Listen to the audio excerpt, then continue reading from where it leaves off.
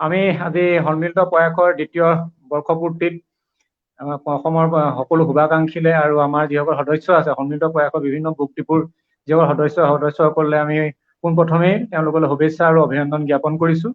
আজি আমি বৰ্ষপূৰ্তিটো আমি ডিমুত এটা বিশেষ অনুষ্ঠানৰ দ্বাৰা আমি অনুষ্ঠিত কৰিম বুলি ভাবিছিলো, কিন্তু সময়ৰ যি আমাৰ প্ৰতিকূলতা আহি পৰিছে, প্ৰতিকূলতাৰ প্ৰতি বাধ্য হৈ আমি আজি অনলাইনত আজি এই অনুষ্ঠানটো কৰিবলৈ আমি বিচাৰিছো। গতিকে সকলোৰ পৰা আমি সকলোকে সহযোগ কৰিবলৈ আমি কৈছো। আৰু আমি যি নিৰ্ধাৰিত সময় কৰিছিলো, আমি 7:30 আৰম্ভ কৰাৰ কথা আছিলে, কিন্তু কিছু কাৰিকৰী বিজুতিৰ বাবে আমি আৰম্ভ কৰিব নোৱাৰিলো। তাৰ লগতে আমি বহুজনকে আমি সংযোগ কৰিব বিচাৰিছিলো, তেওঁলোককো আমি সংযোগ কৰিবলৈ আমি সমৰ্থ নহলো। তাৰ বাবে পোনপ্ৰথমে সকলোজনৰ ওচৰত আমি ক্ষমা বিচাৰিছো। কিন্তু আমি খুব গৌৰৱে কৈছো যে যিজন ব্যক্তিক লৈ আমি এতিয়া অনুষ্ঠানটো কৰিম বুলি ভাবিছিলো, যিজন আমাৰ অতি শ্ৰদ্ধাৰ ব্যক্তিক লৈ আমি অনুষ্ঠানটো কৰিম, তেওঁৰ লগত আমি সংযোগ স্থাপন কৰিব পাৰিছো। এইটো আমাৰ কাৰণে খুব এটা শুভ লক্ষণ, বা আমাৰ কাৰণে আজি অনুষ্ঠানটোৰ কাৰণে এটা খুব আমাৰ এটা আশাৰ বতৰা লৈ আহিছে। গতিকে আমাৰ মাজত আজি উপস্থিত আছে যোৰহাট মহাবিদ্যালয়ৰ অধ্যক্ষ, আমাৰ সকলোৱে শ্ৰদ্ধাৰ শ্ৰী সন্মানীয় দেৱব্ৰত শৰ্মাদেৱ। আমি সকলোৱে জানোৱে জাতীয় অভিধানৰ মুখ্য সম্পাদক দেৱব্ৰত শৰ্মাদেৱৰ অসমৰ বৌদ্ধিক সমাজত এটা এক বিশেষ নাম আছে, আৰু তেওঁক আজি আমি অনুষ্ঠানটোলৈ আমন্ত্ৰিত কৰি আনিছিলো।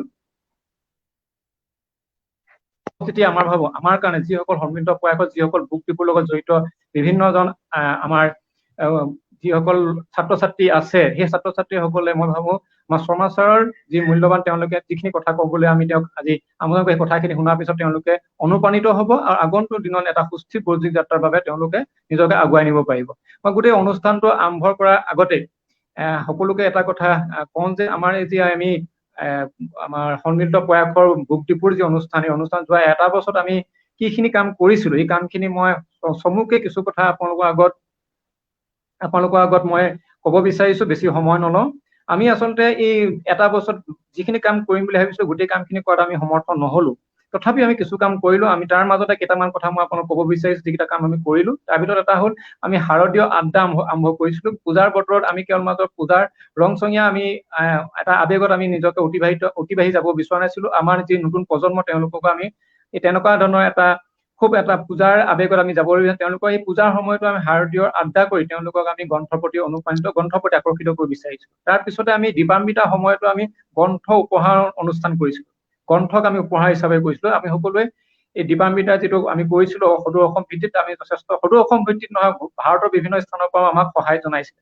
তাৰপিছতে আমি ইতিবাচক চিন্তা আৰু গ্ৰন্থ অধ্যয়নৰ ওপৰত কিছু কৰ্মশালা কৰিছিলো। এই কৰ্মশালাত আমাৰ সন্মানীয় দেৱ হাজৰিকা ছাৰ, সন্মানীয় সমাজজ্যোতি মহন্ত ছাৰ সমৰ ব্যক্তি হিচাপে কৰিছিল। তেওঁলোকৰ আমাৰ ছাত্ৰ ছাত্ৰীসকলক তেওঁলোকে মত বিনিময় কৰিছিল, আৰু ছাত্ৰ ছাত্ৰীসকল বিভিন্ন ধৰণে অনুপ্ৰাণিত হৈছিল। তাৰপিছতে আমি দুটা বুকটিপুৰ কৰিছিলো। এটা হ'ল জাজি জামুগুৰিত এটা বুকটিপুৰ আমি আৰম্ভ কৰিছিলো, আৰু তাৰপিছতে আমি উত্তৰ লখিমপুৰতো এটা বুকটিপুৰ কৰিছিলো, সমলয় বুকটিপুৰ। জাজি যিটো জামুগুৰি বুকটিপুৰ, সেয়াত আমাৰ লুইচিনা বৰচেতিয়া জড়িত হৈ আছিল, আৰু লখিমপুৰৰ যিটো আমি সমলয় বুকটিপুৰ কৰিছিলো, সেইটোত আমাৰ দীপশিখা বৰা জড়িত হৈ আছিল। ইয়াৰ পিছত আমি লকডাউনৰ সময়তো যথেষ্টখিনি আমি সময় দিছিলো ৰাইজক, আৰু সেই সময়ত আমি নিজেই চেনিটাইজাৰ যি চেনিটাইজাৰ আজি বজাৰত কিনিবলৈ পাইছে, চেনিটাইজাৰ আমি নিজেই আমাৰ বুকটিপুৰ সদস্যসকলে লাগি আমি চেনিটাইজাৰ নিজেও মানে তৈয়াৰ কৰি আমি বিভিন্নজনক সহায় কৰিছো। তাৰপিছতে যিসকল অভাৱী আছিল, অভাৱী লোকসকলক আমি বস্ত্ৰ প্ৰদান কৰিছো। তাৰ লগতে আমি নতুনকে এটা কাম কৰিছিলো যে বহাগৰ প্ৰথম দিনটোত আমি এইবাৰ কৃষকৰ ঘৰে ঘৰে গৈ আমি বীজ দিছিলো, যাতে কোনো খেতিয়কে খেতি নকৰাকে থাকিব নোৱাৰে। শেহতীয়াকে যি খেতিৰ চিন্তা আৰম্ভ হৈছে, তেতিয়া আমিও সেই চিন্তাক খুব আগতেই আৰম্ভ কৰিছিলো। তাৰ লগতে আমি এই যিটো আজি আমি গ্ৰন্থৰ টোকাৰ সংকলন আমি উন্মোচন কৰিবলৈ আমি শ্ৰদ্ধা দেৱব্ৰত শৰ্মাদেৱক আমি নিমন্ত্ৰিত কৰি আনিছো। এই গ্ৰন্থ টোকা প্ৰতিযোগিতা এটা সদৌ অসম ভিত্তিত আমি অনুষ্ঠিত কৰিছিলো। আমি 56জন ছাত্ৰ ছাত্ৰী অসমৰ বিভিন্ন স্থানৰ পৰা পাইছিলো। তাৰপিছতে আমাৰ 3জন বিচাৰক, শ্ৰদ্ধাৰ বিনোদ বৰগোহাঁই ছাৰ, গীতালী শইকীয়া বাইদেউ আৰু অসীম চুতীয়াৰ তেওঁলোকে বিচাৰ কৰি আমাক 3জনক শ্ৰেষ্ঠ কৰিছিলে। আৰু তাৰ ভিতৰতে আৰু লগতে আমি 15টা তেওঁলোকৰ আমি টোকা সংগ্ৰহ কৰি মুঠতে 18টা টোকা এই প্ৰতিযোগিতাৰ পৰা আৰু ডিমু বুকটিপুৰ বিভিন্ন ধৰণে দিয়া বিভিন্ন সময়ত বিভিন্ন ছাত্ৰ ছাত্ৰীয়ে দিয়া টোকাসমূহ লৈ আমি এখন গ্ৰন্থ সংকলন প্ৰকাশ কৰাৰ চিন্তা কৰিছো। এই গ্ৰন্থ সংকলনখন প্ৰকাশ কৰাৰ যিটো চিন্তা, এই চিন্তাটো এইটোৱে হ'ল যে আমি সকলো কিতাপ সকলোৱে পঢ়িব নোৱাৰিব পাৰো, কিন্তু যিসকলে যিবোৰ কিতাপ পঢ়িছো তাৰ যদি টোকা এটা লিখি আমি ইজনে সিজনক দিয়া যদি আমি এটা অভ্যাস কৰো, এই অভ্যাসটোৱে আমাক কিতাপৰ প্ৰতি আমাৰ লগত সহজ আৰু সৰল এটা আমাৰ সম্পৰ্ক সৃষ্টি কৰাত সহায় কৰিব। তেনে চিন্তা কৰি আমি এই গ্ৰন্থ টোকা প্ৰতিযোগিতাটো পাতিছিলো।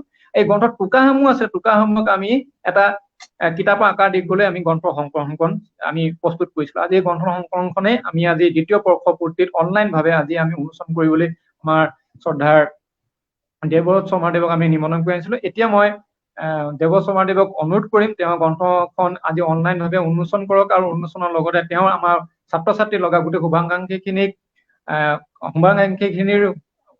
অনুপ্ৰাণিত কৰাকৈ তেওঁৰ আমাক কিছু কথা মত বিনিময় কৰিব বুলি মই এতিয়া গোটেই অনুষ্ঠানটো আগবঢ়াই দিছো।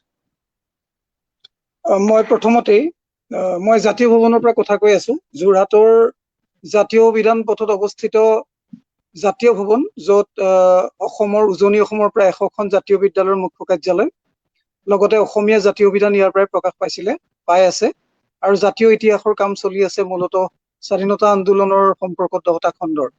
সেই জাতীয় ভৱন আৰু ইয়াৰ লগত জড়িত সকলোৰে পৰা সন্মিলিত যিটো ডিমৌত সন্মিলিত প্ৰয়াস আৰু ডিমৌ বুক ডিপো, এই অনুষ্ঠানে যি আন্দোলন আৰম্ভ কৰিছে বৌদ্ধিক আন্দোলন, সেই আন্দোলনৰ সূত্ৰধাৰ স্বৰূপ অগ্ৰদূত ডক্টৰ বিজয় কৃষ্ণ চেতিয়া আৰু তেখেতৰ সহকৰ্মীসকল, তেখেতৰ সতীৰ্থসকল, ইয়াৰ লগত জড়িত প্ৰত্যেকজন ছাত্ৰ ছাত্ৰী, শিক্ষক শিক্ষয়িত্ৰী বা শ্ৰদ্ধেয় জনগণলৈ মোৰ আন্তৰিক শ্ৰদ্ধা নিবেদন কৰিছো। মই ভাবো এইটো এটা অত্যন্ত তাৎপৰ্যপূৰ্ণ কথা যে আপোনালোকে অত্যন্ত সফলতাৰে আজি 2টা বৰ্ষ পূৰ্তি কৰিলে, আৰু এই ধাৰণাক আপোনালোকে ভুল প্ৰমাণিত কৰিলে যে বৃহৎ নগৰ বা মহানগৰ বিলাকৰ পৰাহে যে কিবা বৌদ্ধিক আন্দোলন হ'ব পাৰে, এই ধাৰণাক আপোনালোকে সম্পূৰ্ণৰূপে ভুল প্ৰমাণিত কৰি ডিমৌৰ দৰে এখন মফস্বল নগৰৰ পৰা, গাঁও কেন্দ্ৰিক এখন সৰু নগৰৰ পৰা আপোনালোকে এটা বিৰাট বৌদ্ধিক বিপ্লৱ আৰম্ভ কৰিছে। মই দেখা পালো যে আপোনালোকে অতি কমেও 1 ডজন ঠাইত, অসমৰ 1 ডজন ঠাইত আপোনালোকৰ আৰ্হিৰে এনেকুৱা ধৰণৰ বুক ডিপো গঢ়ি তুলিছে, যিটো ডক্টৰ বিজয় কৃষ্ণ চেতিয়াই তেখেতৰ নিজৰ একট্ৰাং কিতাপেৰে সৈতে যি আন্দোলনটো এটা গতি দিবলৈ সক্ষম হৈছিলে বা চিন্তা কৰিছিলে, সি এটা মহামুহি ৰূপত পৰিণত হৈছে বুলি মই অনুভৱ কৰিছো। কাৰণ মই দেখিছো যে যি তালিকা অনুসৰি প্ৰায় 1 ডজন বুক ডিপো গঢ়ি উঠিছে, তাৰ ভিতৰত কিন্তু গুৱাহাটীও আছে। অৰ্থাৎ গুৱাহাটীৰ পৰা ডিমৌলৈ কিবা বৌদ্ধিক বিপ্লৱৰ বাণী অহা নাই, ওলোটাই ডিমৌৰ পৰাহে অসমৰ বিভিন্ন প্ৰান্তৰ, নামনি অসমৰ ঝাৰগাঁৱৰ দৰে অঞ্চলৰ নামো তাত মই উল্লেখ পাইছো, লখিমপুৰ, যোৰহাট, জাজি কথাটো নকলোৱেই বা, কিন্তু গুৱাহাটীলৈকৈও এই বৌদ্ধিক যিটো আন্দোলন তাৰ প্ৰভাৱ পৰাটো বৰ আনন্দৰ কথা।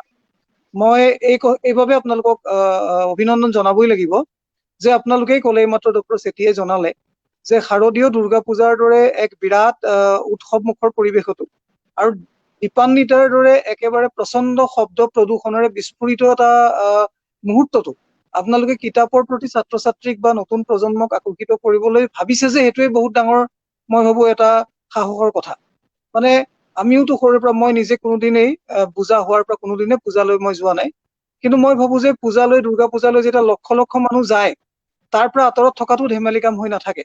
আৰু আঁতৰত থকা নহয়, আঁতৰত থাকি বৌদ্ধিক চিন্তা চৰ্চা কৰি থকাৰ বৰ টান কাম এটা, বৰ কঠিন আৰু জটিল কাম। সেইটোকে আপোনালোকে কৰাৰ যে সাহস কৰিছে, মই সেই সৎ সাহসৰ বাবে আপোনালোকক অভিনন্দন জনাও। কাৰণ তালমৰা শব্দেৰে যেতিয়া, প্ৰচণ্ড পোহৰ আৰু শব্দেৰে যেতিয়া হাজাৰ হাজাৰ বিস্ফোৰণ ঘটে, যেতিয়া ৰাতিৰ আকাশত দীপান্বিতাৰ দিনা বা দীপান্বিতাৰ নিশা, তাতো যে আপোনালোকে কিতাপৰ প্ৰতি ছাত্ৰ ছাত্ৰীক আগ্ৰহী কৰি তোলাৰ কথা ভাবিবও পাৰিছে, সেইবাবেও মই অভিনন্দন জনালো। আজি এটা বৈদ্যুতিন যুগত আমি বাস কৰিছো, আমি এটা সামাজিক মাধ্যমৰ যুগ, তাত আমি বাস কৰিছো। তাৰ বাবে ছাত্ৰ ছাত্ৰীসকলে বা আমাৰ নতুন প্ৰজন্মই কেৱল নহয়, আমাৰ দৰে আদহীয়া মানুহেও আনকি ৰাতিপুৱা শুই উঠি আপোনালোকে স্বীকাৰ কৰিব সঁচা কথাটো, যে ৰাতিপুৱা শুই উঠি আমাৰ হাতটো চলবাহ যন্ত্ৰটোলৈকে স্বয়ংক্ৰিয়ভাৱে গুচি যায়। আমি ভাবোই বা নাভাবোই, আমাৰ প্ৰথম কামটো যেন আজি শৌচাচাৰ কৰাৰো আগতে, মুখখন ধোৱাৰো আগতে যেন আমাৰ প্ৰথম কামটো হৈছে আমাৰ চলবাহ যন্ত্ৰটোক বৈদ্যুতিন সংযোগ কৰি লোৱা, আৰু খুলি দি ৰাতি কি ঘটিলে চোৱা, কোনে কাক বাৰ্তা দিছে। আমি গোটেই দিনটো মন্ত্ৰমুগ্ধ হৈ তাৰে কবলত পৰি থাকো। তাৰ ফলত আমাৰ নতুন প্ৰজন্মই, আমাৰ দৰে আদহীয়া মানুহেই যেতিয়া দিনটোত, মই ভাবো যে কোনটো বস্তু আটাইতকৈ বেছি স্পৰ্শ কৰি আছো বুলি যদি কওঁ, তেতিয়াহ'লে আটাইতকৈ সৰ্বাধিক আমি এই যন্ত্ৰটোকে যেতিয়া আমি স্পৰ্শ কৰি আছো, অতি স্বাভাৱিকতে আমাৰ পঢ়া শুনাৰ প্ৰতি আগ্ৰহবিলাক কমি গৈছে। অতি স্বাভাৱিকতেই মানৱ সভ্যতাই যোৱা কেইবা হাজাৰ বছৰ সভ্যতা মন্থন কৰি যি মহৎ উপহাৰ নিজে নিজক দিছিলে, সেয়া আছিলে গ্ৰন্থ। কেইবা হাজাৰ বছৰ আগতে মিছৰৰ সভ্যতাত আলেকজেণ্ড্ৰিয়াত এটা বিৰাট পুথিভঁৰাল গঢ়ি উঠিছে, হাজাৰ হাজাৰ গ্ৰন্থেৰে সৈতে সেই পুথিভঁৰাল হৈছিলে। আমাৰ নালন্দাত যি বিশ্ববিদ্যালয় হৈছে বৌদ্ধ ধৰ্মৰ সৌজন্য, তাত আছিলে এক বিৰাট পুথিভঁৰাল। তক্ষশিলাত আছিলে বিৰাট পুথিভঁৰাল, বিক্ৰমশিলাত আছিলে বিৰাট পুথিভঁৰাল, এই পুথিভঁৰালবিলাক পৰৱৰ্তী কালত কেনেকে ধ্বংস হ'ল এইটো বেলেগ কথা, কিন্তু মানৱ সভ্যতাই আমাক তাকে উপহাৰ দিছিলে। আলেকজেণ্ড্ৰিয়াৰ সেই বিৰাট গ্ৰন্থাগাৰো মানৱ সভ্যতাৰ মহত্তম আৱিষ্কাৰ আছিলে, কিন্তু দুৰ্ভাগ্যজনকভাৱে এই সাম্প্ৰতিক সময়ত আমি কি দেখা পাইছো যে মই এইটো বিশ্বাস কৰো যে প্ৰণালীবদ্ধভাৱে ষড়যন্ত্ৰমূলকভাৱে আমাক কিতাপৰ পৰা আঁতৰাই আনিব বিচৰা হৈছে। এই যে তথাকথিত ভিডিঅ' গেমছ, তথাকথিত যিবোৰ পাবজিৰ দৰে বা অন্যান্য বহু খেলা ধূলা ইয়াত অৱসৰ বিনোদনৰ নামত আমাৰ বাবে মেলি দিয়া হৈছে, এইটো এখন পূজাৰ বজাৰতকৈ বিপদজনক। তাতকৈ বেছি বিপদজনক কেলে আমাৰ চিন্তা শক্তিক ৰহিত কৰি গভীৰ অধ্যয়নৰ পৰা আমাক বিৰত ৰখাৰ কাৰণে মই ভাবো এটা আন্তৰ্জাতিক ষড়যন্ত্ৰ চলিছে।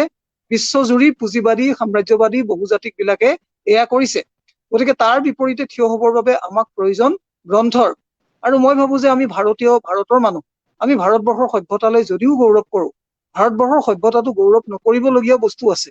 ভাৰতবৰ্ষৰ সভ্যতাত কিন্তু এনেকুৱা বহু দিশে আছে, মেৰে ভাৰত মহান বুলি আমি একাষাৰে সদায় ক'ব নোৱাৰো। আমি এনেকুৱা এখন দেশৰ নাগৰিক য'ত আপোনালোক সকলো অৱগত যে একলব্য নামৰ এজন অতি নম্ৰ, অতি ঐকান্তিক প্ৰচেষ্টাপূৰ্ণ, অতি অধ্যৱসায়ী এজন ছাত্ৰক কিন্তু দ্ৰোণাচাৰ্য নামৰ এজন গুৰুৱে তেওঁক শিক্ষা লাভৰ পৰা বঞ্চিত কৰিছিলে। সেইখন দেশৰ আমি নাগৰিক। আমি জানো যে দ্ৰোণাচাৰ্য এনেকুৱা এজন মানুহ আছিলে, কেতিয়াবা মই দেখো যে কনিষ্ঠ মহাবিদ্যালয় দ্ৰোণাচাৰ্যৰ নামত প্ৰতিষ্ঠা হৈছে। মোৰ মানে বৰ গালি পাৰিবৰ মন যায় যে আপোনালোকে দ্ৰোণাচাৰ্যৰ দৰে পৃথিৱীৰ ইতিহাসৰ, যদি ইতিহাস বুলি ধৰো, কুটিলতম ভয়ংকৰতম চক্ৰান্তকাৰী মানুহজনক আপোনালোকে কেনেকে তেওঁৰ নামত এখন শিক্ষানুষ্ঠান বা কিছুমান শিক্ষানুষ্ঠান আপোনালোকে কৰিব পাৰে। চৰকাৰে দ্ৰোণাচাৰ্য বঁটা দিয়াৰ কথাটো ভাবিলে মোৰ গাৰ নোম শিয়ৰি উঠে যে দ্ৰোণাচাৰ্য এনেকুৱা এজন ব্যক্তি আছিলে যে একলব্য নামৰ আগ্ৰহী অধ্যৱসায়ী ছাত্ৰজনক বিদ্যা শিক্ষাৰ পৰা বঞ্চিতটো কৰিছিলেই। অৱশেষত যেতিয়া হাবিৰ মাজত গৈ একলব্যই যেতিয়া, আপোনালোকে জানে কথাটো মই দোহাৰিবৰ প্ৰয়োজন নাই বিতংকৈ, যে কৌৰৱ আৰু পাণ্ডৱে যেতিয়া চিকাৰ কৰিব গৈছিলে দ্ৰোণাচাৰ্যক লগত লৈ, তেওঁলোকৰ লগৰ চিকাৰী কুকুৰবিলাকে যেতিয়া ভুকি আছিলে, একলব্যই তেতিয়া 5 পাত শৰ মাৰি কাঁড় মাৰি সেই কুকুৰকেইটাৰ মুখকেইখন চিলাই কৰি দিছিল। কিন্তু এটোপালো তেজো বৈ যোৱা নাছিলে। সেই কুকুৰটোৱে যেতিয়া মুখ বন্ধ হোৱা, কাঁড়েৰে বন্ধ হোৱা মুখেৰে সৈতে পাণ্ডৱ কৌৰৱৰ ওচৰত হাজিৰ হৈছিল, তেতিয়া তেওঁলোকে সেই কুকুৰক অনুসৰণ কৰি আহি পাইছিলে একলব্যৰ ওচৰত, সুধিছিলে যে তুমি কোন? দ্ৰোণাচাৰ্যই সুধিছিলে, আৰু কাৰ ওচৰত তুমি শিক্ষা লাভ কৰিছা। আপোনালোকে জানেই কাহিনীটো। তেওঁ তেতিয়া কৈছিল দ্ৰোণাচাৰ্য, লগে লগে কি কৈছিলে সেই গুৰুজনে, পৃথিৱীৰ ইতিহাসৰ কুটিলতম চক্ৰান্তৰী গুৰুজনে কি কৈছিলে যে মোক দক্ষিণা লাগে। আৰু সেই দক্ষিণাও কেনেকুৱা? সোঁহাতৰ বুঢ়া আঙুলিটো। সোঁহাতৰ বুঢ়া আঙুলিটো কাটি লৈ যোৱাৰ পিছত সেই নিষাদ পুত্ৰ, দলিত পুত্ৰ বা আদিবাসী পুত্ৰ একলব্যৰ নাম মহাভাৰতৰ পৰা চিৰদিনৰ কাৰণে যেনেকে মুচি দিয়া হল, তেনেকে এইখন ভাৰতত শ্ৰমিক আৰু কৃষকৰ সন্তানবিলাকক পঢ়া শুনাৰ পৰা বঞ্চিত কৰি অহা হৈছে। সম্মুখক ৰাম ৰাজ্যৰ কথা আজি দেশজুৰি চৰ্চা চলি আছে, ৰামৰ ৰাজ্য হব। মই ভাবো ৰামৰ ৰাজ্যতটো বালিৰ কোনো স্থান নাই। বালিকটো চক্ৰান্তমূলকভাৱে ৰামে স্বয়ং বধ কৰিছিল। ৰামৰ ৰাজ্যতটো সীতাৰো কোনো স্থান নাই। আমি জানো যে সীতা নামৰ তেওঁৰ পত্নীগৰাকীক ৰামে কিন্তু বচাব পৰা নাছিলে। ৰামে, মই ভাবিছো যে মোক যদি আজি কোনোবাই কিবা কাৰণত কাৰাগাৰলৈ যাবলৈ কয়, ধৰক মই ভালেই কৰিছো বেয়াই কৰিছো, মোক যদি আজি কাৰাগাৰলৈ যাবলৈ কয়, মইতো কেতিয়াও মোৰ পৰিবাৰক কবলৈ নাযাওঁ যে তুমি মোৰ লগত কাৰাগাৰলৈ গলা। মোৰ যদি কিবা কাৰণত ফাঁচীৰ নিৰ্দেশ হয়, মইতো মোৰ পৰিবাৰক কবলৈ নাযাওঁ যে তুমি মোৰ সৈতে ফাঁচী কাঠত ওলমিবা। তেনেহলে ৰামে ভালেই কৰক বা বেয়াই কৰক, ৰামে যেতিয়া বনবাসলৈ যাব লগা হৈছিলে, কোন সাহসেৰে, কোন স্পৰ্ধাৰে, কোন দৃষ্টতাৰে ৰামে তেওঁৰ পত্নীক লৈ গৈছিল। আৰু ৰামক ঘটনা কাটিবৰ কাৰণে, জীয়াতু ভুগিবৰ কাৰণে পত্নীক লৈ যোৱা ৰামে কিয় তেওঁৰ পত্নীক বচাব নোৱাৰিলে? কিয় লক্ষ্মণৰ নিচিনা এটা দায়িত্ব জ্ঞানহীন এটা মূৰ্খক কিয় তেওঁৰ পত্নীক ৰক্ষা কৰিবলৈ দায়িত্ব দিলে? সেই অপদাৰ্থ ভায়েকটোৱেইনো কিয় নবৌৱেকগৰাকীক বচাব নোৱাৰিলে? ৰেখাডাল টানি থৈ সি পলালে কিয় নিজৰ দায়িত্বৰ পৰা? আৰু তাৰ পাছত যেতিয়া শূৰ্পণখাৰ নাক কাণ কাটি দিছিলে, শূৰ্পণখাৰ নাক কাণ লক্ষ্মণে কাটি দিছিলে, কি অপৰাধত? অপৰাধটো আছিলে মই তোমাক ভাল পাওঁ বুলি কোৱা। মই তোমাক ভাল পাওঁ বুলি কোৱাৰ অপৰাধত শূৰ্পণখাৰ নাক কাণ কাটি দিয়াৰ পিছত কোন ককায়েকে সহ্য কৰিব? আপোনালোকৰ ইয়াত যিসকল ককায়েক আছে, আপোনালোকে সহ্য কৰিব? আপোনালোক পিতৃ আছে, সহ্য কৰিব? আপোনাৰ ছোৱালীৰ, আপোনাৰ ভন্টিৰ যদি কোনোবাই নাক কাণ কাটি দিয়ে কাৰোবাক ভাল পোৱাৰ প্ৰস্তাৱ দিয়াৰ অপৰাধত? মই কথাটো চমুৱাই এইটোৱে ক'ব বিচাৰিছো যে ৰামৰ ৰাজ্যত সীতাসকল নিৰাপদ নাছিলে। ৰামৰ ৰাজ্যত তপস্যা কৰিব বিচৰা সম্মুখৰ মূৰ কাটি পেলোৱা হৈছিলে। ৰামৰ ৰাজ্যত বালিক চক্ৰান্তমূলকভাৱে হত্যা কৰা হৈছিলে। এইখন দেশত পঢ়াৰ অধিকাৰ শ্ৰমিক আৰু কৃষকৰ সন্তানে পোৱা নাই। সেইবাবে আজি মই সন্মিলিত প্ৰয়াসক মই বাৰম্বাৰ চালাম জনাইছো, মই প্ৰণিপাত কৰিছো, মই প্ৰণাম কৰিছো যে আপোনালোকে মফস্বল এলেকাৰ পৰা আৰম্ভ কৰা এই আন্দোলনটোৱে শ্ৰমিক কৃষকৰ সন্তানক যদি পঢ়িবলৈ আকৰ্ষিত কৰে, এইটো যদি বুজাই তোলে যে পাঠ্যপুথিয়ে শেষ কথা নহয়, পাঠ্যপুথিত মুখস্থ কৰি অতি ভাল ফলাফল কৰি এখন প্ৰমাণ পত্ৰ পোৱাটো যথেষ্ট নহয়, এখন নম্বৰৰ তালিকা পোৱাটো যথেষ্ট নহয়, এটা চাকৰি পোৱাটো যথেষ্ট নহয়, জ্ঞানৰ আলোকেৰে নিজকে আলোকিত কৰি তোলাটো আজি জৰুৰী। সেইবাবে সামাজিক মাধ্যমৰ ৰংচঙীয়া সেই টিকটক খেলাবিলাকৰ পৰা আঁতৰি আহি, সেই পাবজি বিলাকৰ পৰা আঁতৰি আহি আমাৰ নতুন প্ৰজন্মই যাতে কিতাপত নিমজ্জিত হয়, তেওঁলোকে যাতে জ্ঞানৰ সমুদ্ৰ মন্থন কৰি তেওঁলোকৰ বাবে কি প্ৰয়োজনীয়, আমাৰ ৰাইজৰ বাবে যি প্ৰয়োজনীয়, তাক যদি তেওঁলোকে আহৰণ কৰি আনিব পাৰে। আমাৰ যে 25,000 বিধৰ ধান আছিলে আমাৰ এইখন সুন্দৰ দেশত, এই 25,000 বিধৰ ধান আজি ধ্বংস কৰি পেলোৱা হৈছে। কেইবিধমান হাইব্ৰিড ধানেৰে যে আমাৰ পথাৰবিলাক উপচাই পেলোৱা হৈছে, আমাৰ সেই মানিকী মধুৰী, আমাৰ শিয়ালখালী, আমাৰ মনোহৰখালী, আমাৰ হেজাৰ বিধৰ ধানৰ সেই বৈচিত্ৰ্যক ধ্বংস কৰি, প্ৰকৃতিৰ জৈৱ বৈচিত্ৰ্যক ধ্বংস কৰি আজি যে হাইব্ৰিড বহুজাতিক কোম্পানীৰ সেই বিজয় ধ্বজা উৰিছে, সেই সম্পৰ্কে জানিবৰ কাৰণেও কিতাপ পঢ়িব লাগিব। ঠিক তেনেকৈ আমাৰ প্ৰকৃতিক ধ্বংস কৰি আজি বাঘ জানত যি জুই জ্বলি আছে, কালি পলাই গল সেই বিদেশৰ পৰা অহা বিশেষজ্ঞবিলাকে নেগুৰ দাঙি পলাই গল। অইল ইণ্ডিয়াই কেৱল দায়ী নহয়, কিন্তু দায়ী সেই নীতি যাৰ দ্বাৰা ব্যক্তিগতকৰণ কৰা হৈছে। আমাজনৰ পৰা বাঘজানলৈকে আমাৰ যি জুইকুৰা জ্বলিছে, খাণ্ডৱ দাহৰ লেলিহান অগনিৰে আমাক জুইৰে ছাই কৰি পেলাব বিচৰা হৈছে। যাৰ বিপক্ষে ডক্টৰ বিজয় কৃষ্ণ চেতিয়াৰ দৰে সচেতন ব্যক্তিয়ে তেওঁলোকৰ সংগঠন সন্মিলিত প্ৰয়াসৰ দৰে সংগঠনৰ নেতৃত্বত সবল পদক্ষেপ লোৱা আমাৰ দৃষ্টিগোচৰ হৈছে, আমি লক্ষ্য কৰিছো। মই ভাবো যে আমি এই কথাটো দাবী তুলিব লাগিব, আমাৰ গ্ৰন্থ অধ্যয়নৰ স্পৃহা অৰ্থহীন এক অনুশীলনত পৰিণত হব যদি সেই জ্ঞানে আমাক প্ৰতিবাদ কৰিবলৈ নিশিকায়, আমাৰ অধিকাৰক লৈ প্ৰতিবাদ কৰিবলৈ যদি নিশিকায়। এজনী অকণমানি একলব্য মনীষা বাল্মীকি নামৰ এজনী ছোৱালী কেৱল ধৰ্ষণ কৰা হোৱা নাই, বৰ্ণ হিন্দু কেতবোৰ গুণ্ডাই, কালি 4জন গুণ্ডাই কেৱল ধৰ্ষণ কৰা নাই, ধৰ্ষণ কৰাৰ পিছত তাই মেৰুদণ্ডডাল ভাঙি পেলোৱাৰ উপৰিও, শাৰীৰিক অৰ্থত আক্ষৰিক অৰ্থত ভাঙি পেলোৱাৰ উপৰিও তাইৰ জিভাখনকে কাটি পেলোৱা হৈছে। জিভাখন কাটি পেলোৱাৰ এই ভয়ংকৰ ৰোমহৰ্ষক ঘটনাটোৱেও এইখন দেশৰ বিবেকক জাগ্ৰত কৰিব পৰা নাই। মই ভাবো যে আমি যদি কিতাপ পঢ়ো, আমাৰ কিতাপ পঢ়াই তেনেকুৱা আমাক কৰিব লাগিব, আমাৰ বিবেকক সমূলে জোকাৰি পেলাব লাগিব, আমাক সমূলে থৰ থৰ কঁপাই তুলিব পাৰিব লাগিব যে এজনী অকণমানি ভণ্টি, এজনী কিশোৰী, এজনৰ জ্ঞানৰ স্পৃহাত তাই ব্ৰতী এজনী ছোৱালীক এনেকৈ বাল্মীকি মানে, মোৰতো লাজ লাগে কবলৈ যে ৰামৰ ৰাজ্যত ৰামায়ণ লিখা বাল্মীকিৰ নামেৰে জনাজাত এটা দলিত সম্প্ৰদায়ৰ এজনী ছোৱালীক আমি এনেকুৱা ধৰ্ষণ কৰা হৈছে, তাই জিভাখন কাটি পেলোৱা হৈছে। লগে লগে মোৰ আন এগৰাকী মহিলালৈ মনত পৰি গল। আজি গোটেই দিনটো মোৰ সেইগৰাকী মহিলালৈ মনত পৰি আছে যে বৰাহ মিহিৰৰ লগতে যিগৰাকী খনা আছিলে, যিগৰাকী খনাই বৰাহ আৰু মিহিৰতকে বেছিকে জানিছিলে কাৰণে তেওঁ কি শাস্তি দিয়া হল, তেওঁৰ নিজৰ জিভাখন তেওঁ নিজে কামুৰি ছিঙি পেলাব লগা হল। এইখন ভাৰত, মেৰে ভাৰত মহানত সকলো নাৰীৰ কাৰণে শিক্ষা নাই, ক্ষুদ্ৰৰ কাৰণে শিক্ষা নাই, শ্ৰমজীৱী মানুহৰ কাৰণে শিক্ষা নাই। সেইবাবে মেৰুনা মুৰ্মু নামৰ এগৰাকী অতি বিদুষী মহিলা পশ্চিমবংগৰ, সেই মহিলাগৰাকীক বিশ্ববিদ্যালয়ৰ অধ্যাপক জনৈ ভট্টাচাৰ্যই চৰম অপমান কৰাৰ পিছত সেই মেৰুনা মুৰ্মুৱে কবলৈ বাধ্য হৈছে, যেনেকৈ লুট সম্প্ৰদায়ৰ সেইগৰাকী শকুন্তলাক এদিন আত্মহত্যা কৰিবলৈ বাধ্য কৰা হৈছিল, ৰোহিত ভেমুলা নামৰ দলিত ছাত্ৰজনক যেনেকে বাধ্য কৰা হৈছিলে এইখন ভাৰতত, সেয়া কালি পৰহিৰ কথা মাত্ৰ। তেনেকৈ আমাৰ নতুন প্ৰজন্মক যাতে জ্ঞানৰ পৰা আঁতৰাই নিব পৰা যায়, মই আশংকা কৰো যে এই বৰ্তমান চলি থকা মহাবিদ্যালয়বিলাক বন্ধ হৈ থকাৰ যিটো প্ৰক্ৰিয়া, বিদ্যালয়বিলাক বন্ধ হৈ থকাৰ প্ৰক্ৰিয়া, মই আশংকা কৰো যে কিজানি সিও আমাৰ জ্ঞানৰ পৰা আঁতৰাই ৰখাৰ এটা প্ৰক্ৰিয়াৰ অংশ হবও পাৰে। অসম আন্দোলনৰ আমি ভুক্তভোগী। অসম আন্দোলনৰ সময়ত আমি সকলোৱে ডক্টৰ বিজয় কৃষ্ণ চেতিয়াৰো নিশ্চয় স্মৰণ থাকিব। আজিৰ শ্ৰোতামণ্ডলীৰ ছাত্ৰ ছাত্ৰীসকলৰ স্মৰণ নাথাকিলেও তেওঁলোকৰ পিতৃ মাতৃৰ স্মৰণ থাকিব, নিচাদেৱ এপাদেৱ সকলোৰে মনত থাকিব, ককাক আইতাসকলৰ মনত থাকিব। অসম আন্দোলনৰ সময়ত আমাৰ এটা শিক্ষা বছৰ এনেকে কাহিনীয়া হৈছিলে। অসম আন্দোলনৰ সময়ত বিদ্যালয়বিলাক জ্বলাই দিয়া হৈছিল, মহাবিদ্যালয়বিলাক জ্বলাই দিয়া হৈছিল, ধ্বংসস্তূপত পৰিণত কৰা হৈছিল, ভস্মীভূত কৰা হৈছিল, হেজাৰ বিজাৰ কিতাপৰ সৈতে জ্বলাই দিয়া হৈছিল, যাতে শ্ৰমজীৱী জনতাৰ সন্তানে যাতে পঢ়িব নোৱাৰে। সেইবাবে মই কিন্তু সন্দেহ কৰো 6টা মাহ জুৰি এই যে আমি বিদ্যালয় মহাবিদ্যালয়লৈ যাব পৰা নাই, আমি বজাৰলৈ গৈছো, আমি মদৰ দোকানলৈ গৈছো, আমি সমস্ত দৰকাৰী কাম কাজ প্ৰত্যেকজন মানুহে কৰি আছে। কেৱল বিদ্যালয়, কেৱল মহাবিদ্যালয়, কেৱল বিশ্ববিদ্যালয় বন্ধ। জ্ঞানৰ দেউলত আজি তিতালাও গজিছে, জ্ঞানৰ দেউলত আজি হুদুৱে মাত মাতিছে। আজি মই এখন মহাবিদ্যালয়ৰ অধ্যক্ষ, মৰিশালীত পৰিণত হৈছে। ছাত্ৰ ছাত্ৰীৰ অভাৱত এই বিদ্যালয়বিলাকত ৰঙা বাতি জ্বলিবলৈ উপক্ৰম হৈছে। মই ভাবো যে এনেকে যদি আৰু কেইটামান মাহ চলি থাকে, আমি যিসকল পৰিণত বয়সৰ মানুহ আমিয়ে নপঢ়িলে পাহৰি যাওঁ। আমি নপঢ়িলে পাহৰি যাওঁ। আমি বাৰে বাৰে পঢ়ি থাকিব লাগে। আমি ছাত্ৰ ছাত্ৰীক যেতিয়া পঢ়াব যাওঁ, প্ৰত্যেক দিনা ৰাতিপুৱা সোনকালে উঠি আমি পঢ়িব লাগে। ৰাতি পলমকৈ সাৰ পাই থাকি আমি পঢ়িব লাগে কাইলৈ কি পঢ়াম, কাৰণ আমি পাহৰি যাওঁ। আমাৰ ছাত্ৰ ছাত্ৰীসকলেও তেওঁলোকৰ এখন এখন এখন চোকা দাও যদি অব্যৱহৃত থাকে তাত মামৰে ধৰে। আমাৰ তৰোৱালখন হেংদাংখন যিখনলৈ যুদ্ধলৈ যাম, সেইখন যদি কেইবাবছৰ যুদ্ধ নহয়, সেইখন যদি শিলত ধৰাই ৰখা নহয়, মামৰে ধৰি যায়।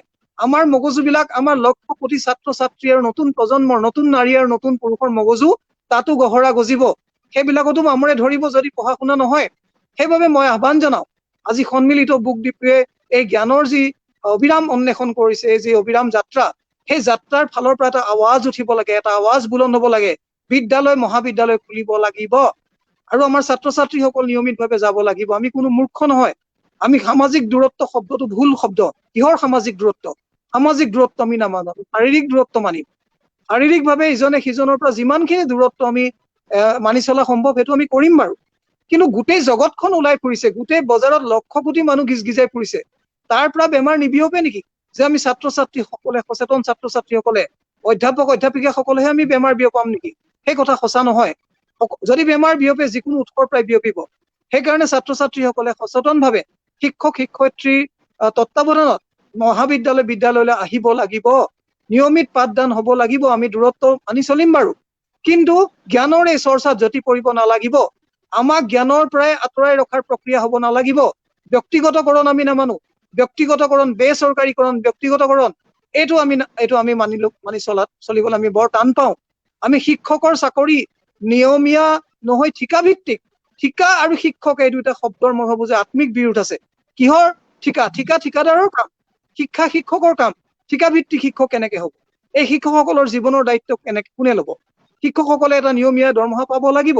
তেওঁলোকে অৱসৰ পোৱাৰ পিছত তেওঁলোকে এটা ভৱিষ্যনিধিৰ পইচা পাব লাগিব। তেওঁলোকে অৱসৰৰ পিছত এটা পেঞ্চন পাব লাগিব। তাৰ পৰা বঞ্চিত কৰি শিক্ষক শিক্ষয়িত্ৰীসকলক কিহৰ ঠিকাকালীন নিযুক্তি? গতিকে সকলো শিক্ষকে নিৰাপদ এটা জীৱন যাপন কৰিবলৈ পাব লাগিব। নিশ্চিন্ত মনেৰে ছাত্ৰ ছাত্ৰীক তেওঁলোকে শিক্ষাদান কৰিব পাৰিব লাগিব। ছাত্ৰ ছাত্ৰীসকলে দাবী তুলিব লাগে, সন্মিলিত প্ৰয়াসৰ নেতৃত্বতে আৱাজ বুলন্দ হ'ব লাগে, বিদ্যালয় মহাবিদ্যালয় খুলিবই লাগিব। আৰু তদুপৰি এই চেষ্টাৰ উপৰিও বেচৰকাৰীভাৱে যি প্ৰক্ৰিয়া, যি আন্দোলন সন্মিলিত প্ৰয়াসে আৰম্ভ কৰিছে, মই বিশ্বাস কৰো যে ই ৰাজ্যজুৰি বিয়পি পৰিব, ঢৌৰ সৃষ্টি কৰিব। কাৰণ এই তলাবন্ধৰ মাজতো মই উন্মোচনী কামলৈ আগবাঢ়িব বিচাৰিছো। মই অভিভূত হৈছো, বাতৰি কাকতত পায়ে থাকো, সামাজিক মাধ্যমৰ জৰিয়তে ডক্টৰ চেতিয়াই প্ৰত্যেক দিনা দি থকা কথাখিনি, জনাই থকা কথাখিনি অৱগত হৈয়ে থাকো। কিন্তু মই যেতিয়ালৈকে আজি মই উন্মোচন কৰিবলৈ ওলোৱা এই সৰু হলেও অৰ্থপূৰ্ণ এই গধুৰ পুস্তিকাখন বা সৰু পুথিখন যেতিয়ালৈকে মোৰ হাতত পৰা নাছিলে, মই তেতিয়ালৈকে পুৰাকে বুজি উঠিব পৰা নাছিলো যে এইখন কিমান বেছি গুৰুত্বপূৰ্ণ বা কি গুৰুত্বপূৰ্ণ কামটো কৰিছে। তেখেতসকলে ডক্টৰ বিজয় কৃষ্ণ চেতিয়াৰ নেতৃত্বত উৎপাদনমূলক কাম কৰিছে মই জানো। আৰু এই তলাবন্ধৰ সময়ছোৱাত ঘৰে ঘৰে গৈ খাদ্য বিলাইছে মই জানো। চেনিটাইজাৰ, মাস্ক আদি বিতৰণ কৰিছে মই জানো। অভাৱী পৰিয়ালৰ কাৰণে সহায় হৈ থিয় দিছে মই জানো। উৎপাদনৰ কামত গুৰুত্ব দি কৃষি বিপ্লৱৰ কাৰণেও চেষ্টা কৰিছে বা চিন্তা চৰ্চা কৰিছে তেওঁ মই জানো। কিন্তু মই উন্মোচন কৰিবলৈ ওলোৱা এই কিতাপখন যেতিয়া হাতত ললো, তেতিয়া দেখা পালো, আপোনালোক সকলোৱে দেখা পাইছে মোৰ হাতত থকা এইখনৰ নাম দিছে তেখেতসকলে সন্মিলিত প্ৰয়াসৰ উদ্যোগত অনুষ্ঠিত অসম ভিত্তিক গ্ৰন্থ টোকা প্ৰতিযোগিতা 2020 এক গ্ৰন্থ টোকা সন্মিলন জ্ঞান সঁফুৰা নামেৰে কৰিছে। আৰু এই সৰু হলেও শতাধিক পৃষ্ঠাৰ এই যিখন গ্ৰন্থ তেখেতসকলে সংকলন কৰিছে, তাত মই ভাবো যে অতি আদৰণীয়ভাৱে আৰু অনুকৰণীয়ভাৱে আৰ্হিমূলকভাৱে ইয়াত কোৱা হৈছে, এইটো যে তলাবন্ধৰ সময়ত মানুহক কিতাপ পঢ়িবলৈ উদগনি দিয়া হৈছে। সেই সময়ত যিসকলে পঢ়িছে সেইসকলে সেই কিতাপখন পঢ়িছো বুলি ক'লে নহব। আমি যোৰহাট জাতীয় বিদ্যালয়কে ধৰি জাতীয় বিদ্যালয়তো এইটো কৰিব চেষ্টা কৰিছো আজি যোৱা 20 বছৰে, যে পঢ়িছো বুলি ক'লে নহব, তেওঁলোকে এটা টোকা লিখিব লাগিব বা ক'ব লাগিব যে কিতাপখনত কি বিষয়বস্তুখিনি পালে। ফ্ৰান্সিছ বেকন বুলি এজন লেখক আছিলে, আপোনালোকে জানে। মই ইংৰাজী সাহিত্যৰ ছাত্ৰৰ কাৰণে তেওঁৰ কথাটো উল্লেখ কৰিছো। তেখেতে কৈছিলে যে সকলো কিতাপ একেধৰণে পঢ়িব নালাগে। কিছুমান কিতাপ তেওঁ কৈছিলে যে অলপ পঢ়িয়ে দলিয়ে পেলাই দিব লাগে বা প্ৰথম ওপৰে ধাৰণাটো কৰিলে যথেষ্ট, কিছুমান কিতাপ তেওঁ কৈছিলে যে 2 পৃষ্ঠা এপৃষ্ঠা লুটিয়াব লাগে, কিছুমান কিতাপ তেওঁ কৈছিলে যে চুবাই চুবাই খাব লাগে, আৰু কিছুমান কিতাপ তেওঁ কৈছিলে পি খাব লাগে, আৰু কিছুমান কিতাপ তেওঁ কৈছিলে পাগুলি পাগুলি খাব লাগে। গৰুৱে যেনেকে 4টা পাকস্থলীৰে প্ৰথমতে নুচুবোৱাকে সোমাই থৈ আকৌ পিছত পাগুলি পাগুলি খাই থাকে, তেনেকে কিছুমান কিতাপ টু বি ডাইজেষ্টেড, কিছুমান কিতাপ তেওঁ কৈছিলে টু বি চিউড, আৰু কিছুমান কিতাপ তেওঁ কৈছিলে বাৰম্বাৰ উলিয়াই আনি আমি জ্ঞানৰ পুনৰ আলোচনাৰ জৰিয়তে তাক আমি চুবাই চুবাই খাব লাগে বা চুপি চুপি খাব লাগে। বেলেগ সৰ্বশস্য লেহ্য পেয়, 4 ধৰণে ভাৰতীয়সকলে আহাৰ খায়। কাৰোবাক কোনোবাটো চুবাব লাগে, কোনোবাটো চুহি খাব লাগে, কোনোবাটো চেলেকি খাব লাগে, কোনোবাটো পি খাব লাগে। গতিকে আমাৰো বেলেগ বেলেগ কিতাপ আছে। সেই কিতাপ সকলো কিতাপ নালাগে, পৃথিৱীত আজিৰ তাৰিখত থকা সমগ্ৰ কিতাপৰ 1 লাখ ভাগৰ এভাগো আমাৰ জীৱনত চুই চোৱাৰো আমাৰ সৌভাগ্য নঘটিব। আমি 1 লাখ ভাগৰ এভাগ কিতাপৰ নাম শুনাৰ সৌভাগ্যও আমাৰ এই চমু জীৱনত কেতিয়াও নঘটিব। গতিকে আমি এইটো দাবী কৰাটো দূৰৰ কথা, সপোন দেখাটো আমাৰ কাৰণে সুন্দৰ সপোনে হৈ ৰব। আপোনালোকৰ ভাষাত সেউজ আমাৰ সপোন হৈ ৰব, সেউজ সপোনে হৈ ৰব, সুন্দৰ সপোন, যে আমি এদিন সকলো কিতাপ চুবলৈ পাম, সকলো কিতাপ আমি স্পৰ্শ কৰিম, পুৰণি হওক নতুন হওক, সকলো কিতাপ আমি উৱলি যোৱা কিতাপ, নতুন কিতাপ, ছপাশালৰ পৰা অনা সতেজ কিতাপ আমি স্পৰ্শ কৰিবলৈ পাম। সেই কিতাপ আমি হাতত তুলি ল'বলৈ পাম, সেই কিতাপৰ গুণ ল'বলৈ পাম। উশাহ ভৰাই এটা বাংলা গান আছে যে বুকেৰ হাপৰে সুবাতাস কৰে আই ভোৰকেই কৰে সঙ্গী, অৰ্থাৎ হাওফাও সুন্দৰ বতাহ ভৰাই আহা দুকমুকালিটোকে কৰো আমি সংগী। তেনেকুৱাকে আমাৰ সপোনটো এইটো হ'ব লাগে যে বুকুৰ হাওফাও পূৰ্ণ কৰি আমি কিতাপৰ সুবাস লম। কিতাপৰ সুবাসেৰে পুৰণি কিতাপৰ সুবাস থাকে, নতুন ছপাশালৰ পৰা অনা, এইমাত্ৰ ছপাশালৰ পৰা অনা কিতাপৰ বেলেগ সুবাস থাকে, ককা দেউতাই চুই যোৱা কিতাপৰ, এনাই দেও পুঠাই ধুৱে চুই যোৱা কিতাপৰ সুবাস থাকে। সেই সকলো কিতাপৰ সুবাস, স্পৰ্শ, উৱলি যোৱা ফাটি যোৱা কিতাপৰ স্পৰ্শ, সাঁচি পাতৰ স্পৰ্শ, তোলা পাতৰ স্পৰ্শ, এই স্পৰ্শৰে আমাৰ জীৱন ধন্য কৰি আমি তুলিব লাগে। আৰু সেইকাৰণে মই ভাবো যে সন্মিলিত প্ৰয়াসৰ এই প্ৰচেষ্টা অত্যন্ত গুৰুত্বপূৰ্ণ। আৰু সেইবাবে মই ভাবো যে এই কিতাপখন এই কাৰণেই গুৰুত্বপূৰ্ণ যে এইসকল ব্যক্তিয়ে আজি 56টা গ্ৰন্থ টোকাত সম্বলিত হৈছে, বা 56টা হয়তো গোটেইখিনি কৰিব পৰা নাই, 56টা গ্ৰন্থ টোকা তেখেতসকলৰ হাতত কৰিছিলে, তাৰ ভিতৰত নিৰ্বাচিত এখিনি কৰিছে, পুৰস্কৃতও কৰিছে। মই এটা কথা মনত পৰি গ'ল পৃথিৱীৰ এখন বহুল প্ৰচলিত এখন আলোচনীৰ কথা মনত পৰি গ'ল। আমি কৈশোৰ কালত আমাৰ দেউতাই লৈছিলে ৰিডাৰ্ছ ডাইজেষ্ট বুলি। আপোনালোকেও নিশ্চয় ডক্টৰ চেতিয়াকে ধৰি বহুতেই সেইখন দেখিছিল বা পাইছিল বা পঢ়িছিল নিশ্চয়। সেই ৰিডাৰ্ছ ডাইজেষ্টৰ বৈচিত্ৰ্যটো কি আছিল বা এতিয়াও কি আছে, এক দম্পতীয়ে পতি পত্নীয়ে এখন উলিয়াইছিলে গেৰেজ এটাৰ পৰা, এটা গেৰেজৰ পৰা, তেওঁলোকৰ ঘৰৰ গেৰেজৰ পৰা আৰম্ভ কৰিছিলে। 3100 কপি প্ৰথমবাৰ ছপা কৰিছিলে। পিছত তাৰ ছপা কিমান হ'লগৈ 3.1 নিযুত কপি, মানে 31 লাখ কপি ছপালে, বৃদ্ধি পালে পৃথিৱীৰ বহু ভাষালৈ। আৰু তাৰ বৈশিষ্ট্যটো কি আছিলে যে শ্ৰেষ্ঠ বুলি পৰিগণিত হোৱা পৃথিৱীৰ শ্ৰেষ্ঠ নিৰ্বাচিত গ্ৰন্থবিলাকৰ মূল কথাখিনি তেওঁলোকে যিসকলে পঢ়িবলৈ নাপায়, আমি খেদ কৰি মৰি যাম। মই ভাবো যে আমাৰ জীৱনৰ যিটো দুখ ৰৈ যাব, আমাক যদি কোনোবা জমে আহে, মই ভাবো যে জমৰ আমাৰ লগত মোলাকাত হোৱাৰ সাহস হ'বনে নাই ক'ব নোৱাৰো। জমৰ লগত মোলাকাত নোহোৱাকে আমি জহন্নামলৈ যাওঁ, বেহেস্তলৈ যাম, আমি নিজৰ জেগা আমি কৰি ল'ম। বেহেস্তত যোৱাৰো আমাৰ কোনো লোভ নাই, কোনো জমৰো আমাক সুধিবলৈ সাহস নাই। কিন্তু যদি কোনোবা জমক বিশ্বাসী, জমৰ প্ৰতি ভয়াতুৰ কোনোবাই যদি সোধেও, মই ভাবো যে এনেকুৱা উত্তৰ দিব পাৰিব লাগে যে আমি ইমানখিনি কিতাপ পঢ়ি আহিলো, ইমানখিনি কিতাপ পঢ়াৰ গৌৰৱ লৈ আমি কবৰলৈ যাব লাগে, আমি চিতাত উঠিব লাগে, আৰু আমাৰ নিচিনা যিবিলাকে দেহদান কৰা থাকে, চিকিৎসা মহাবিদ্যালয়ত আমি ওলমিবলৈ যাব লাগে। চিকিৎসা মহাবিদ্যালয়ৰ ছাত্ৰ ছাত্ৰীসকলৰ অস্ত্ৰোপচাৰ টেবুলত নিজকে উচৰ্গা কৰাৰ আগমুহূৰ্তত নিজকে নিজে নিজৰ বিবেকৰ ওচৰত আমি নিজকে এই কথা কৈ মৰিবলৈ পালে ভাল পাম, ইমান কেইখন কিতাপ হাতেৰে চুই চোৱাৰ সৌভাগ্য হৈছিল। সেইটো অন্যতম প্ৰাপ্তি, একমাত্ৰ প্ৰাপ্তি নহয়, একমাত্ৰ প্ৰাপ্তি এইটো হ'ব নোৱাৰে। মানুহৰ কাৰণে কি কৰিলো সেইটো তাতকৈও মহত্বৰ প্ৰাপ্তি হ'ব, হিচাপ নিকাচ হ'ব। কিন্তু মই ভাবো যে ৰিডাৰ্ছ ডাইজেষ্ট আলোচনীখনে যেনেকে কিতাপৰ সাৰাংশ দি কোটি কোটি মানুহক দশকৰ পিছত দশক জুৰি জীৱন মহত্তৰ কৰি তুলিলে, তেনেকে গ্ৰন্থ টোকাখনো মই ভাবো যে তেনেকুৱা এটা আৰ্হি হৈ উঠিব পাৰে।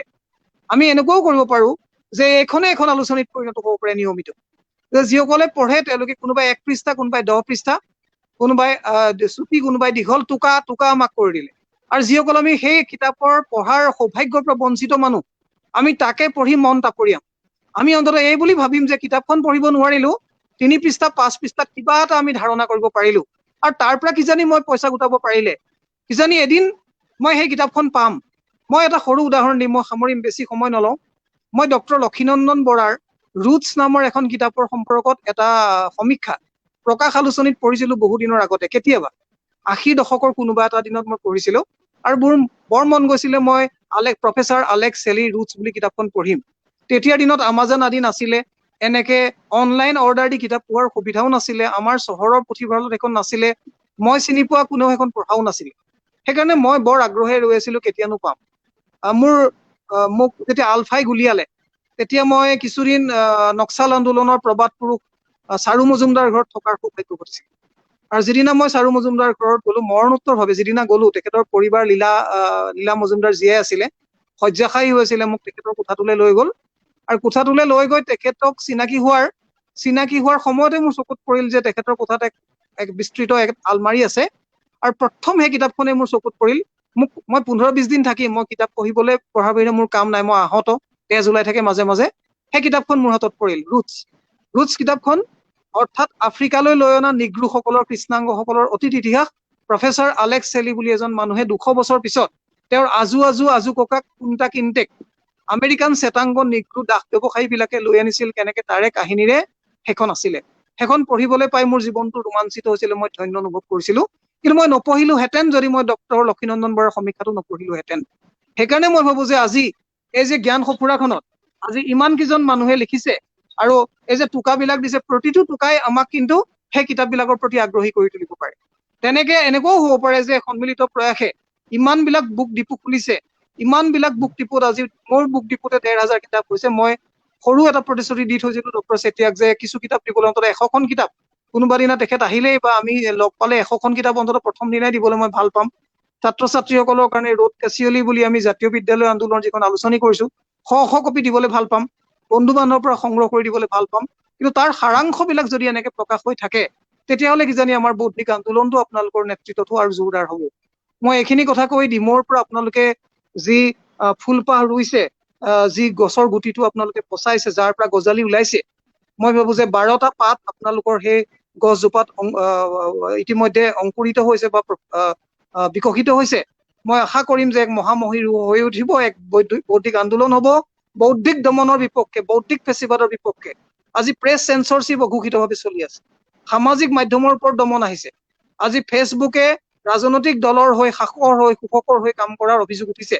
তেনে অৱস্থাত আমাৰ চিন্তাৰ স্বাধীনতাক বৰ্তাই ৰাখিবৰ কাৰণে কিতাপ পঢ়াৰ অধিকাৰ, একলব্য যি অধিকাৰৰ পৰা বঞ্চিত হৈ বুঢ়া আঙুলি দি দিলে, একলব্যৰ তেজেৰে এই দেশৰ মাটি ৰাঙলী হল, সম্বুকৰ শিৰচ্ছেদৰ তেজেৰে ৰাঙলী এই দেশৰ মাটি।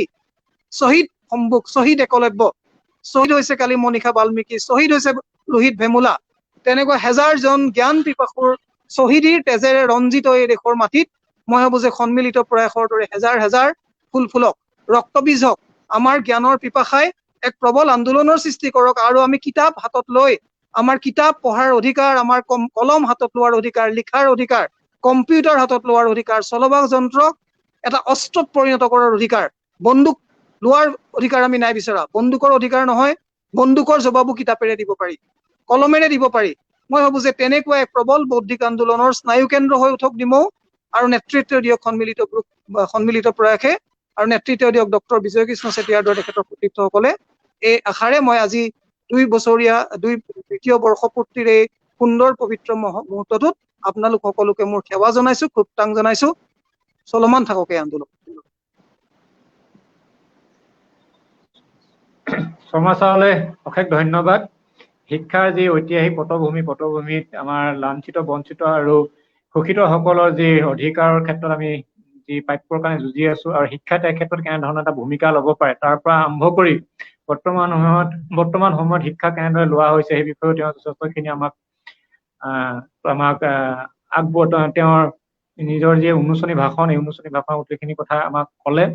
আৰু শেহতীয়াকে আমি শিক্ষা কেনেধৰণে গ্ৰহণ কৰিব লাগে, কেৱল মাত্ৰ পাঠ্যক্ৰমতে নহয়, আচলতে সমাজৰ প্ৰত্যেকটো ব্যৱস্থাক যদি আমি জানিব নিবিচাৰো, বুজিব নিবিচাৰো, যিটো আচলতে চেতনা বুলি কয়, মই সেই শব্দটো গুৰুত্ব দিওঁ, চেতনাৰ নৈতিকতা আৰু বিশ্লেষণ, এই কথাবোৰ যদি আমি আঁতৰি থাকো, তেতিয়াহ'লে আমাৰ শিক্ষা কেতিয়াও আমাক সেই শিক্ষা নহয় যি শিক্ষাই আমাক আচলতে উত্তৰণৰ পিনে লৈ যাব পাৰে। আমি এটা খুব আভিজাত্য জীৱন জীয়াই থাকিব পাৰিম আমি শিক্ষা লৈ, কিন্তু আমি শিক্ষাৰ দ্বাৰা কিন্তু সমাজত মই হয়তো যে মানুহ জীয়াই থাকিব লাগে মৃত্যুৰ পিছত, মানুহ জীয়াই থাকিব লাগে মৃত্যুৰ আগত নহয়। এই মৃত্যুৰ পিছত জীয়াই থকা যিটো সপোন, এই সপোনটো কিন্তু কেৱল পাঠ্যক্ৰমৰ শিক্ষাই পূৰ নকৰে বুলি মই বিশ্বাস কৰোঁ।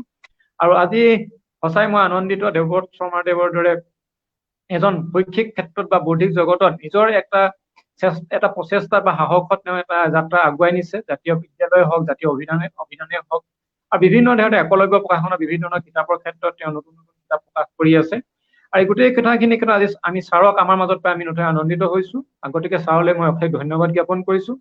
লগতে পুনৰবাৰ মই কৈছো আমি বহুজন ব্যক্তিক আমি সংযোগ কৰিব বিচাৰিছিলো, কিন্তু আমি কাৰিকৰী বিজুতিভাৱে সংযোগ কৰিব নোৱাৰিলো। তেওঁলোকৰ ওচৰত আমি ক্ষমা বিচাৰিছো, তেওঁলোকে যেন ভুল নুবুজে আমাক। আমি যদিও সময় সুবিধা মিলে সকলো মিলি দিমত এদিন আমি দৈহিকভাৱে মুকলি বাতাবৰণত বহি আমি কিতাপৰ কথা পাতিম। গতিকে তেওঁলোকে যে আমাক ভুল নুবুজে। এইখিনিতে এই যি গ্ৰন্থটোকা প্ৰকাশ কৰিবলৈ আমি সাহস কৰিলো, এই ক্ষেত্ৰত আমাক সহায় কৰা যিসকল ব্যক্তি, তেওঁলোকৰ নাম আমি যদি আজি নলওঁ তেতিয়াহ'লে মোৰ এটা অপৰাধ থাকি যাব। পোনপ্ৰথমে মই আজি এই উন্মোচন কৰাৰ বাবে দেৱব্ৰত শৰ্মাদেৱলৈ, ছাৰলৈ মই অশেষ ধন্যবাদ জ্ঞাপন কৰিছো। আমাৰ শ্ৰদ্ধা তেওঁলৈ আমি দিছো। তাৰ লগতে আজি এই গ্ৰন্থ সংকলনখনৰ যিখন বেটুপাত, এই বেটুপাতখন মোক খুব কম সময়ৰ ভিতৰত এটা চিন্তা তাত দি নাই। বেটুপাতখন যদি সকলোৱে মন কৰে, বেটুপাত এখন বেটুপাত নহয়, বেটুপাতখন এটা সাংঘাতিক চিন্তা আছে।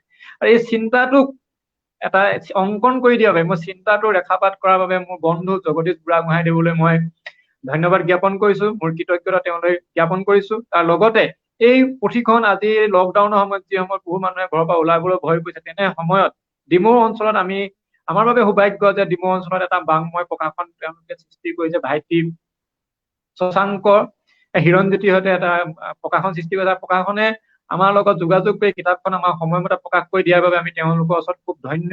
তাৰ লগতে এই কিতাপখনৰ প্ৰথম শব্দটোৰ পৰা টাইপ কৰি শেষৰ শব্দটোলৈকে টাইপ কৰি দিয়া মোৰ অতি মৰমৰ ভাইটি তীৰ্থ দাসৰ প্ৰতিও মই অতি কৃতজ্ঞ, সন্মিলিত প্ৰয়াস তেওঁৰ প্ৰতি কৃতজ্ঞ।